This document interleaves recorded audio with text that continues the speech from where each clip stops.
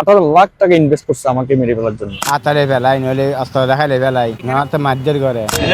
আর সর্বশান্ত করে দিয়ে আর তিন করে দিই এই বাসিল আর অভিভাবক আর বাপ।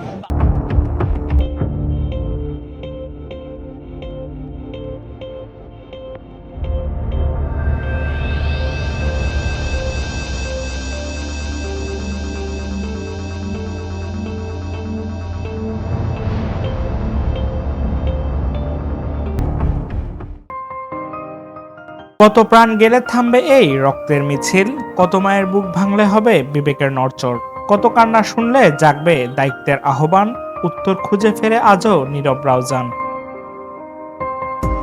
এক সময় রাষ্ট্রের ভেতর বিচ্ছিন্ন এক জনপদ হিসেবে পরিচিত ছিল চট্টগ্রামের জঙ্গল সলিমপুর। আইনশৃঙ্খলা বাহিনীর ধারাবাহিক অভিযানে সেই এলাকা অনেকটাই নিয়ন্ত্রণে এলেও রাষ্ট্রের ভেতর ভৌতিক জনপদ হিসেবে এখন নতুন করে আলোচনায় এসেছে চট্টগ্রামের রাউজান। 246.59 বর্গ কিলোমিটার আয়তনের এই উপজেলাকে ঘিরে তৈরি হয়েছে এক ধরনের ভয় ও চাপা আতঙ্ক।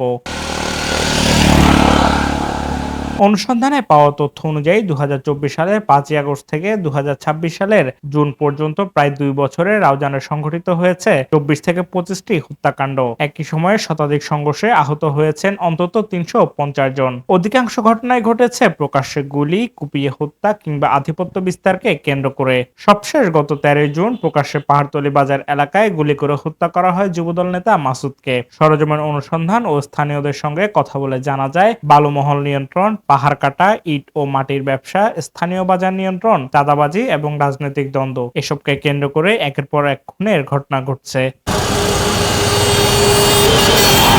ফলে সাধারণ মানুষের মধ্যে তৈরি হয়েছে চরম নিরাপত্তাহীনতা। স্থানীয়রা জানান, রাত 8টার পর প্রয়োজন ছাড়া ঘরের বাইরে বের হতে চান না অনেকেই। একই সঙ্গে বেড়েছে ছিনতাই ও সহস্র মহড়ার অভিযোগও। এখন রাত্রে 8টা-9টার পরে আমরা ভাড়া নিয়ে অনেক দূরে যাইতে আমাদের ভয় লাগে। তো আমরা এখন আগে তো গাড়ির লাইসেন্স ভাড়াটা 11টা গাড়ি চালাতে পারতাম, এখন 8টা 9টা 10টা বাজে আমরা বাসা চলে যেতে হয়। মনে করো যাত্রী থেকে হাতে যদি সবগুলো নিয়ে যাবে, মোবাইল টাকা পয়সা নিয়ে নেয়, আমাদেরকে মারধর করে, আমাদেরকে খালি পেলে আমাদের টাকা পয়সা মোবাইল টোবাইল নিয়ে যায়। আমাদের অনেক দুঃখ লাগে, দুঃখের বিষয়ে কাকে বলবো, কিসেকে বলার সুযোগ নাই। আমরা বই ছাড়া এই পাহাড়তলি আমরা 8টার পরে 7টার পরে এখনো ওগুলো গিয়েও এই মেডিকেলে আনতে পারি না বই দেখার কারণে। আতারে বেলাই নইলে অস্ত্র দেখাইলে বেলাই না তো মারধর করে। সন্ধ্যার দিকে 7টার দিকে বাসায় চলে যায়, আবার সকালবেলা আসে, চলাফেরা করতে একটু আমাদের ভয় লাগে। আগে ভালো ছিল, এখন এখানে পুনরায় বিচেতন হয়েছে, এখন খারাপ আর কি।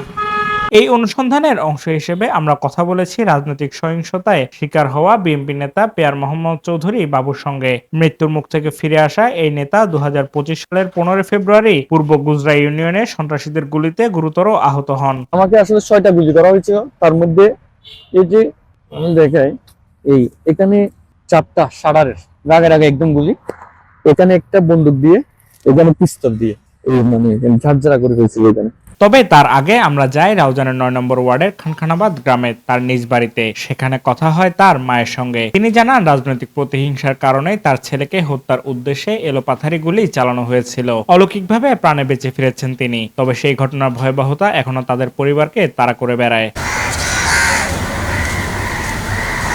সেদিনের ঘটনার বর্ণনা দিতে গিয়ে বাবু জানান, পরিকল্পিতভাবে তাকে হত্যা করতে হামলা চালানো হয়েছিল। ভাগ্যক্রমে তিনি প্রাণে বেঁচে গেলেও এখনো রয়েছেন নিরাপত্তাহীনতায়। আমি গেছিলাম রাউজানা আজ্যপীঠ নামে একটা জায়গা আছে, ওখানে একটা সরকারি ঘাটের কাজ চলতেছিল, টেন্ডার। তো ওই ঘাটটা একটু দেখার জন্য গেছিলাম, কি অবস্থা পরিস্থিতি। সেদিন রোজাও রাখছিলাম। ঢোকার সাথে সাথে কিছু বুঝে ওঠার আগে কিছু চিহ্নিত সন্ত্রাসীরা, অর্থাৎ টার্গেট কিলিং যারা করে, আমাকে চারিদিক থেকে শাটার, বন্দুক, পিস্তল দিয়ে এলোপাতারি গুলি করা শুরু করে দিচ্ছে। মানে কোনো কথা নাই, এলোপাতারি গুলি করে দিয়ে আমি তখন আমার নিস্তব্ধ। এর থেকে আমাকে রাইপ সাউডে নিয়ে গেল।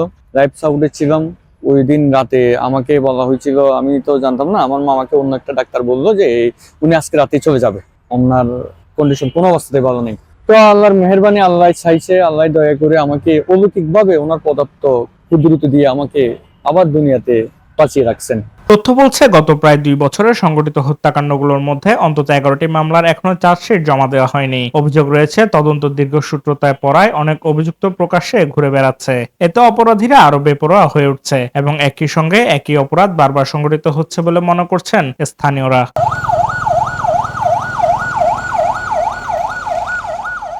এ বিষয়ে চট্টগ্রাম রেঞ্জের অতিরিক্ত ডিআইজি নাজিমুল হক বলেন, সন্ত্রাসীরা যতই প্রভাবশালী হোক না কেন, কাউকে ছাড় দেওয়া হবে না। আইনের আওতায় এনে রাউজানকে সন্ত্রাসমুক্ত করা হবে।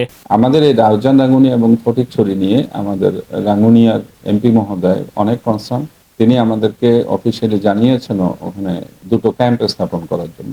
একইভাবে আমাদের রাউজানের এমপি মহোদয় এবং ফটিকছড়ির যারা আছেন নেতৃবৃন্দ, তারাও চাচ্ছেন যে এই থানাগুলো থেকে সন্ত্রাস চিরতরে নির্মূল হোক। তো আমরা আমাদের ঊর্ধ্বতন কর্তৃপক্ষের সাথে যোগাযোগ করছি।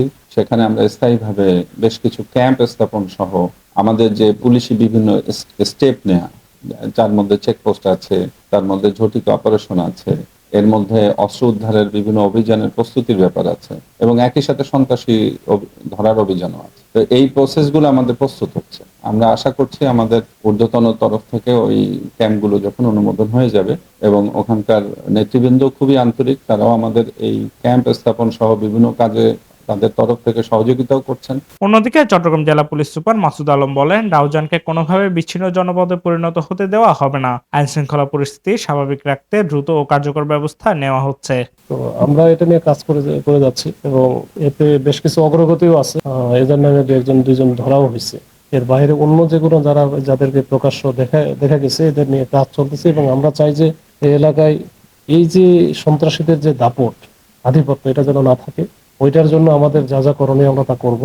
আমরা ইতিমধ্যে কিন্তু ওই এলাকায় যে পাহাড় থেকে নেমে এবং কোনো অঘটন ঘটিয়ে আবার পাহাড়ে চলে যাওয়া, এটার জন্য কিন্তু আমরা বিভিন্ন জায়গায় এখন নতুন করে চেকপোস্ট বসিয়েছি।